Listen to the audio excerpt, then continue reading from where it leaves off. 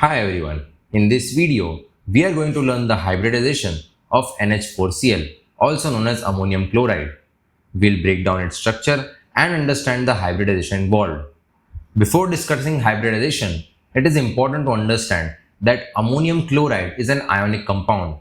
It consists of two main ions, the ammonium ion, which is NH4+, and the chloride ion, which is Cl-. Since chloride is a single atom, the hybridization only needs to be done for the ammonium ion. Finding hybridization for NH₄Cl.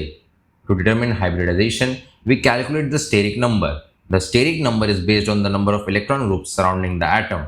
Over here, we can see nitrogen is surrounded by 1, 2, 3, but 4 hydrogen atoms. Thus, we can conclude that the steric number of nitrogen is 4 as well. Now that we know the steric number of hydrogen is 4, we can conclude that a steric number of 4 corresponds to sp3 hybridization. Over here, one s orbital and 3 p orbital both combine to form 4 sp3 hybrid orbitals. Now, let's take a look at the orbital overlap of NH₄Cl.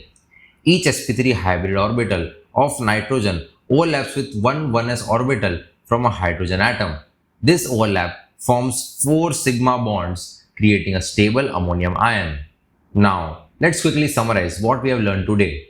Ammonium chloride consists of ammonium ions as well as chloride ions. The nitrogen atom in NH4+ has a steric number of 4, resulting in sp3 hybridization. For more such videos, consider hitting the like and subscribe button. Thank you for watching.